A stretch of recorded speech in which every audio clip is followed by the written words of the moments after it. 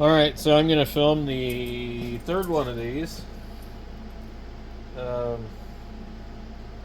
this one's a little bit crooked too, as far as the way it's mounted.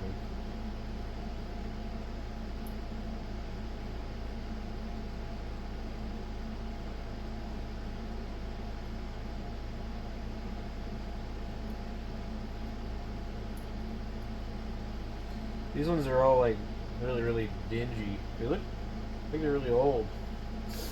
The other one didn't really look that old, but then again, I spilled ink all over it and I had to clean it off, so I might have not realized that now that I cleaned it off, it's lighter. Yeah. Let's start kind of from there.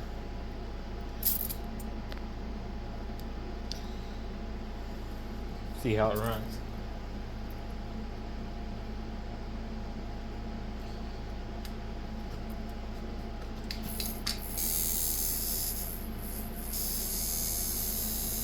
It's pretty wild. It's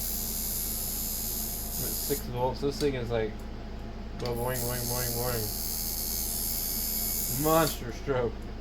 I can't even believe it's running. Look at that. That much of a gap.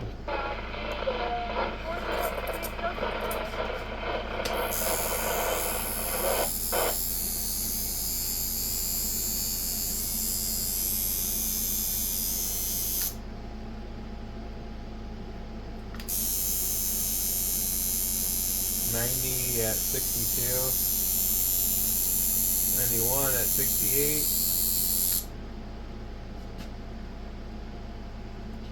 Right now, I got less than a dime. But it's hitting pretty hard. Interesting. Like even though it's at 68% duty, at 90 hertz, it's actually pretty good.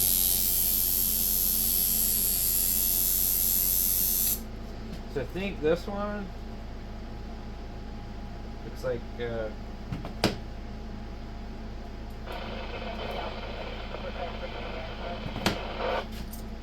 it's another one. This one here, look at this one here.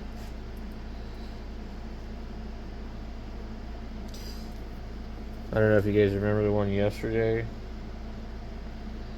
It's really hard to look at it from here. The perspective kind of looks funny because you're focusing on this piece underneath the back where it's actually not straight anyways. Let's see some.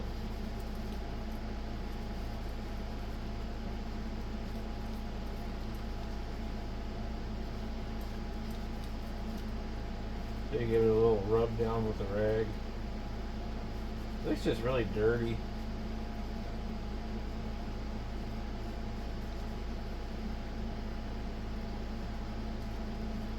I just wanted to see if it actually like polishes up a little bit. Okay, anyway. I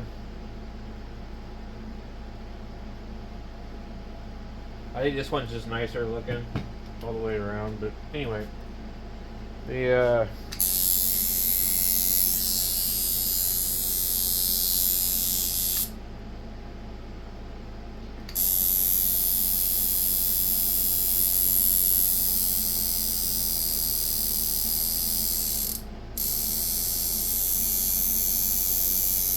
see how fast I can get it to run.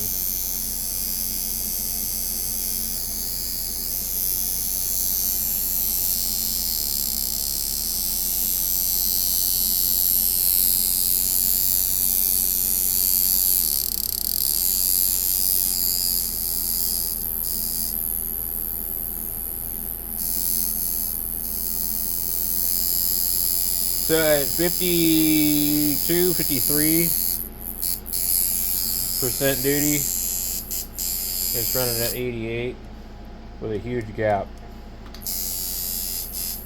This would pack some color.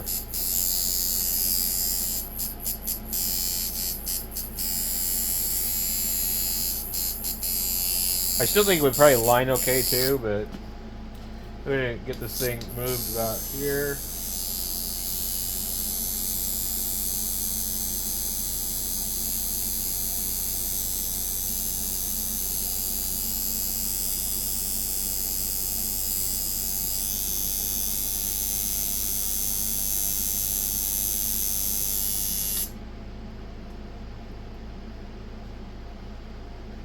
So this one seems to run a little different than the rest of them.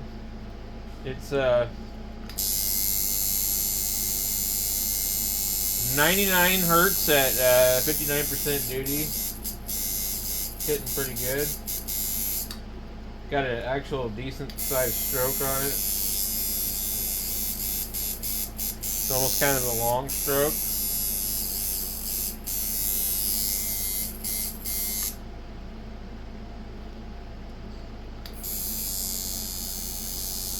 See what we can do.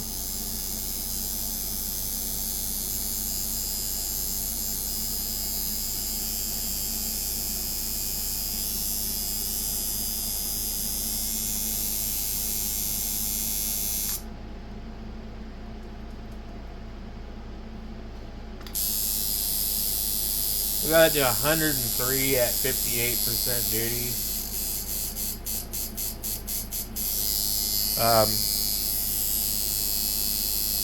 It's about as fast as it's gonna run. It's back there ways. That front spring is so damn soft on these. So I think it was this one I got. I changed everything. I think I got this one running fast.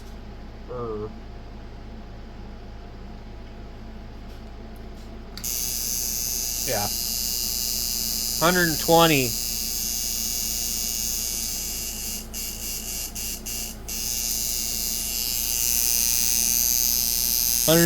But see, this is a different spring.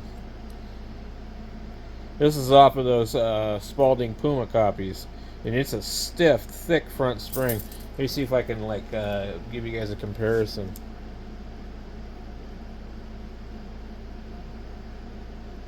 See that right there? And then these ones. So these have really thick back springs on them. Let's see what was this fucker running at. They get really thick back springs. They're actually thicker than that one.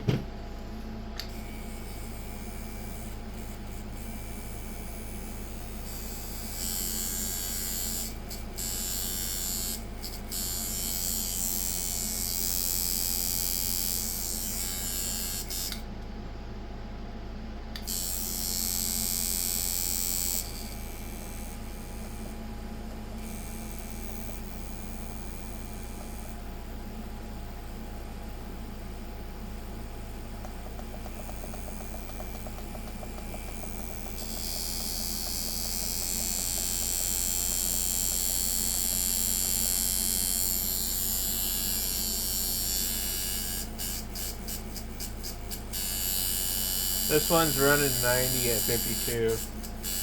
It needs to be messed with also.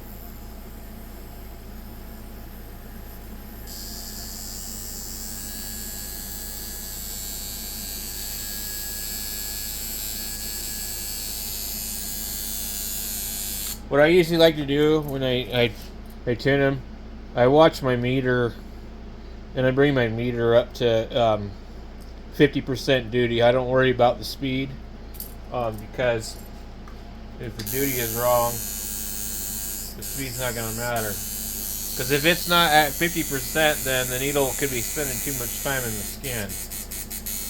But we can figure out other ways to make it run faster. But you need the duty to be pretty close to 50 to 55. So this one here,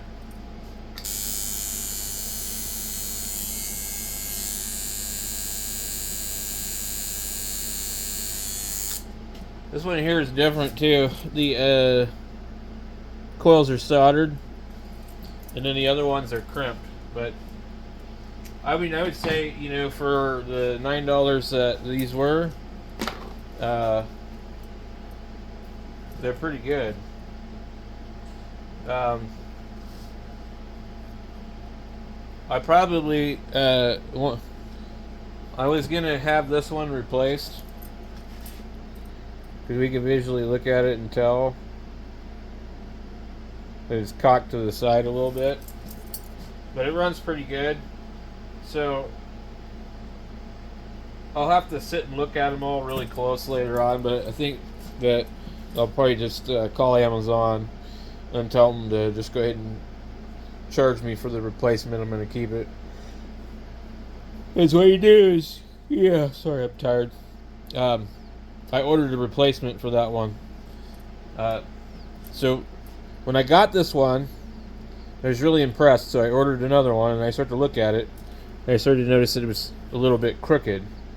And so I just went ahead and ordered a replacement. And I figured I'd play around with it for a while and then, you know, see what the replacement looked like. Well, it's not really that bad, honestly, and I don't even think I can really show you. Oh, it's just kind of like it's off that way. When you look at this one on the back, this piece looks straight. When you look at these other ones, it's kind of the other way around. So it doesn't look straight. Looks like it comes in.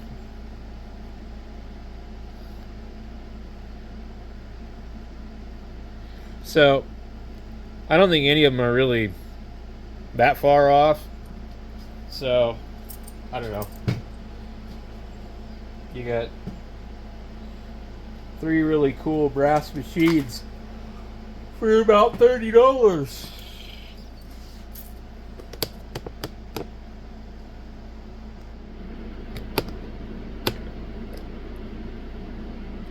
And you can polish these things up, and you can take the name off where it says tattoo. I mean, but you can see this one looks different because it's been cleaned. I spilled ink on it. In fact, you can see. Oh man, focus.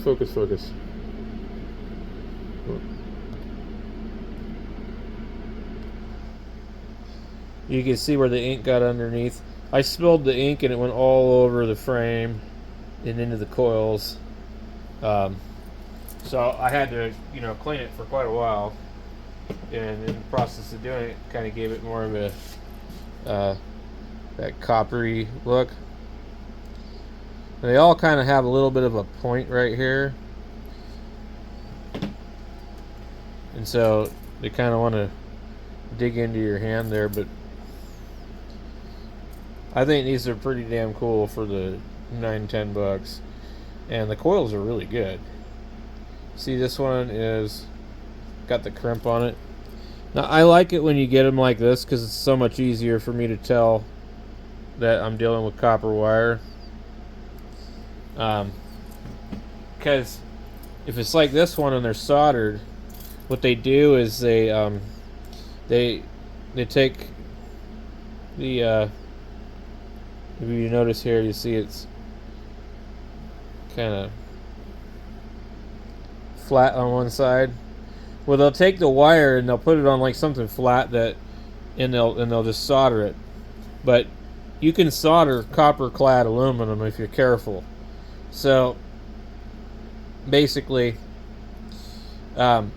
this could be copper clad aluminum, but you won't know because it's soldered. because you can't see the center of the core of the wire. With these, you can see it. It's really obvious.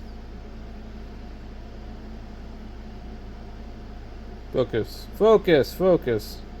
You can see the copper.